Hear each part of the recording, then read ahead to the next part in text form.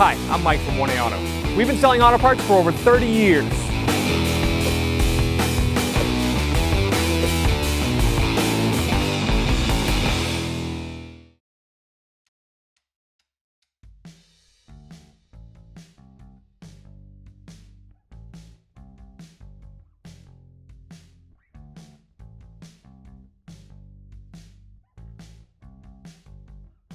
Hey everyone, Sue here at 1A Auto, and today we are doing rear brake flex hoses on our 07 Mazda 3 2.0 liter. So if you need any parts for your car, click on the link below and head on over to 1AAuto.com. Going to loosen up the lug nuts with the weight of the vehicle and the tire, 21 millimeter.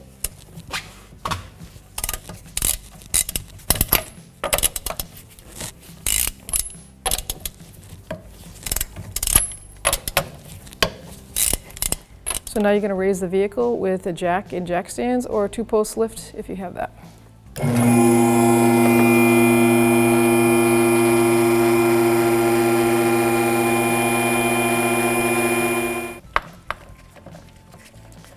I'm going to just remove the lug nuts, set them aside.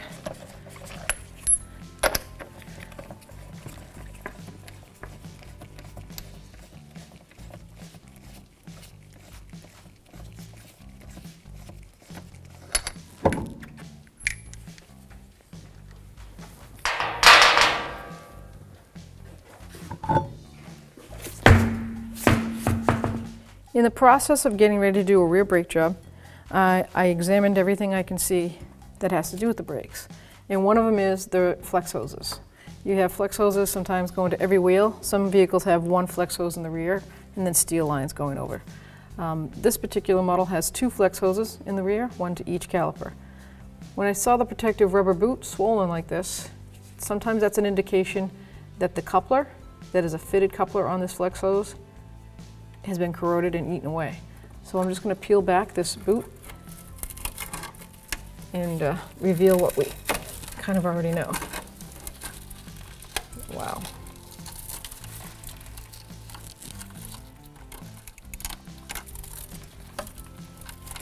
This flex hose, brake systems get up to 3,000 psi of pressure in them, hydraulic pressure.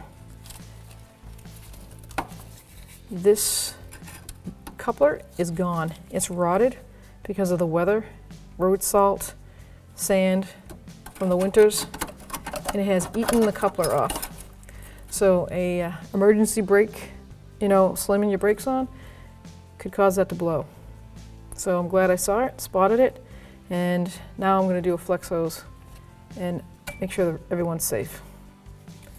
So whenever you're doing brake lines, it's really important to really soak that down. You could make new steel lines if you have to, and I'm hoping I don't have to. And I'm going to spray where it goes into the caliper also.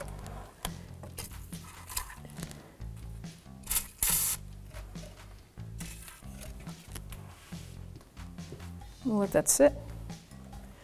So whenever doing brake lines, steel lines, I like to use a wire brush, and I'm going to work the rust out from the fitting just to break it free.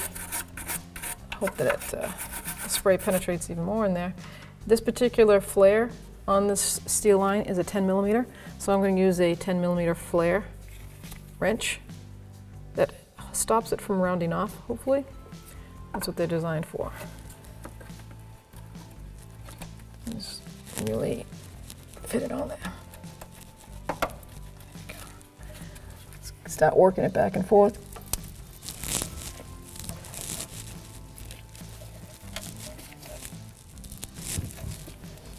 That's on there. So I'm going to spray it again, and I'm going to take a hammer and just vibrate it, tap it. Hopefully we loosen up any rust that's internal.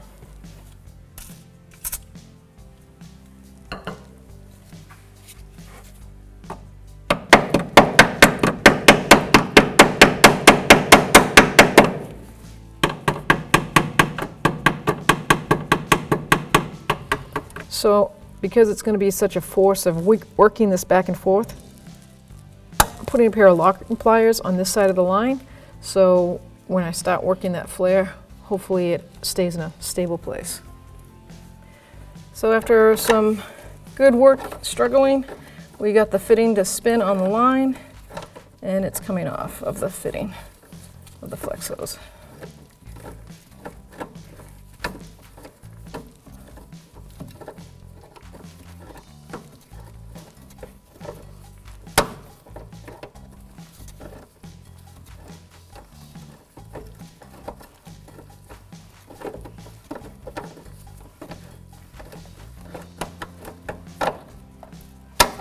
Make sure you have a catch bucket, catch your brake fluid. And now we can take the holding clip off.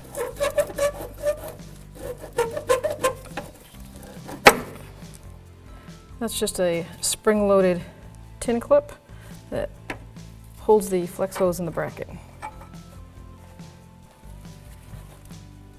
To remove the flex hose on the caliper, it's a 14mm wrench, and it's a flared end on there.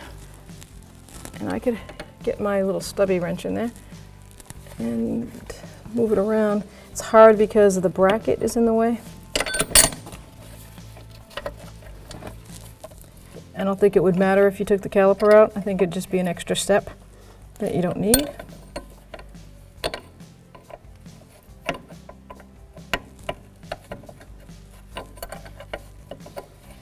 I think we're gonna have to get two different style wrenches.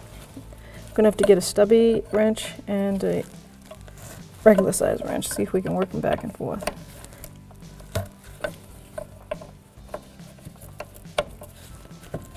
I'm gonna disconnect it actually here where it mounts on the bracket. I'm just gonna push that rubber holding tube out right here, because that way the flex hose will spin more, give me more freedom twisting it up. There we go.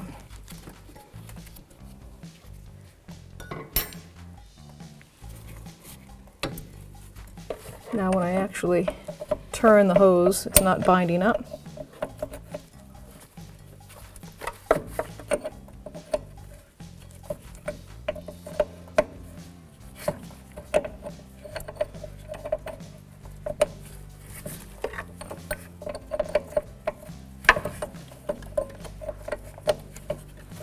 There we go.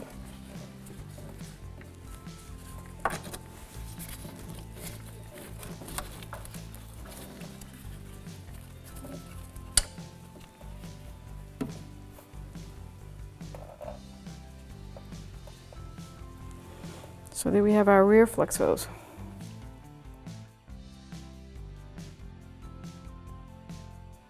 We're going to install our new flex hose, and I'm checking for any debris where the caliper and the flex hose meet on the threads. I don't want any rust in there, any metal that fell around the area. It looks pretty clean to me. So these are fine threads, so you want to make sure that it finds itself. So you want to do it by hand and let it really basically thread itself in. You don't want to force that with a wrench. If you have to put a wrench to start it, it's probably getting cross thread. So now that is settled in there, and I'm going to get my wrench and I'm going to tighten that down. 14mm wrench.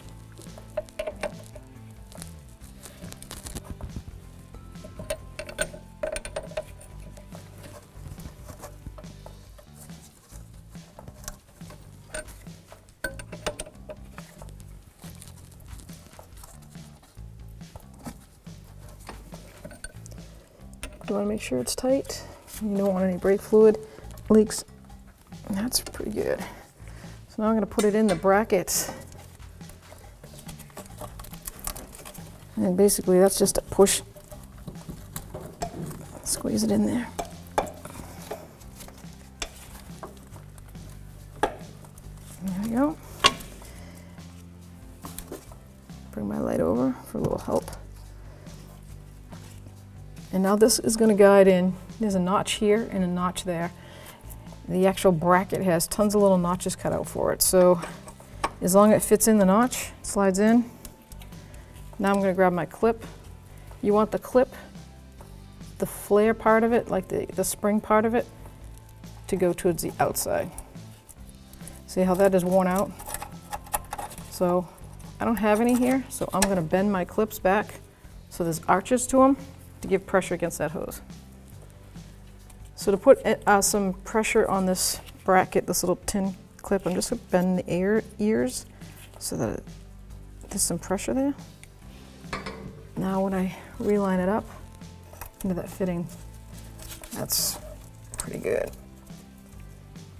Now you're going to need, I use my pliers, sometimes you can use a hammer.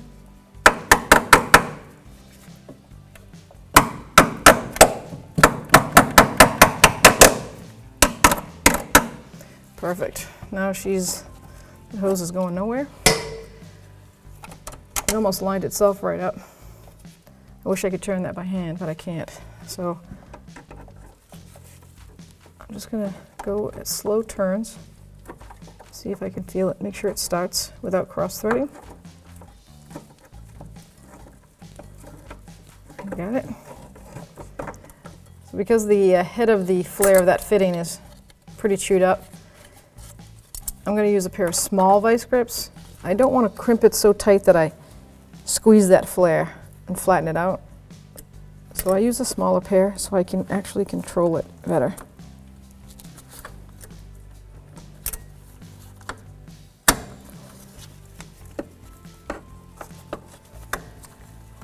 Now, there we go, it's tight.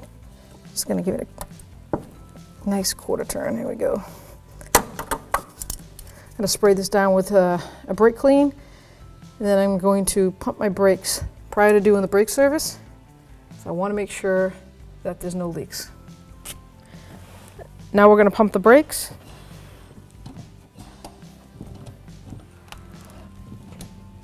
And have all those caliper pistons seat themselves and the pads seat themselves. You'll feel it, it gets firm. Once it's definitely there, it's not sinking down anymore. We're clear to open the bleeder screws and gravity bleed it. Now I'm going to check the master cylinder before I open the rear bleeder screws, and I'm just going to take the cover off. And I know it takes .3, but the manufacturer will have it right on the cap of the type of brake fluid to put in the vehicle. I'm going to top it off, bring it right up to the max line.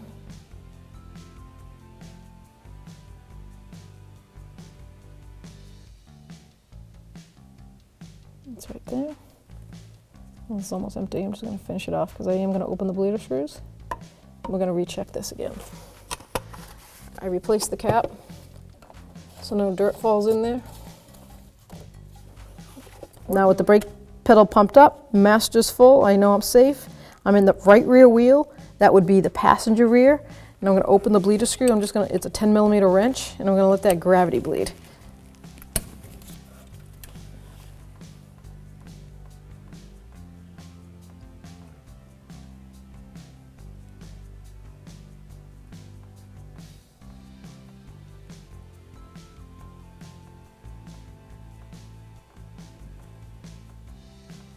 I'm going to do this till you don't see any air come out.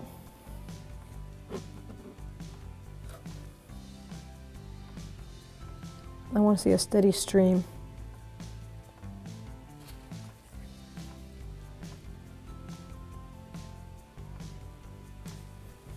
I'm going to stop it. I'm going to go my other. Nice. It already doesn't sink as far down as it did in the beginning. I'm going to repeat this procedure twice because it's always better safe than be sorry. So now that I've pumped it up again, I'm just going to go to the right rear, passenger rear, open the bleeder screw, let some more gravity bleed, then move on to the left rear, and should be all set.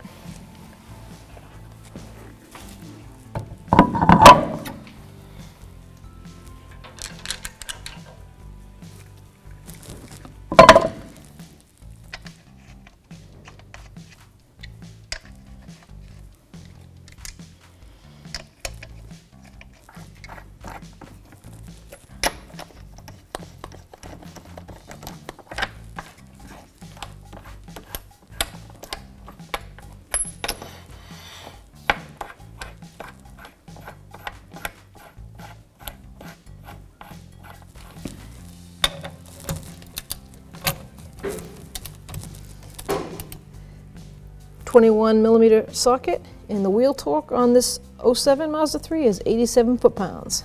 We're going to tighten in a star pattern.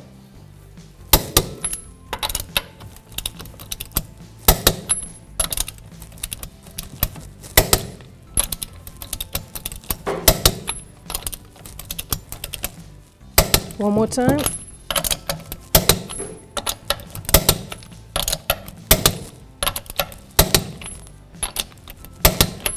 There you go. Thanks for watching. Visit us at oneauto.com for quality auto parts, fast and free shipping, and the best customer service in the industry.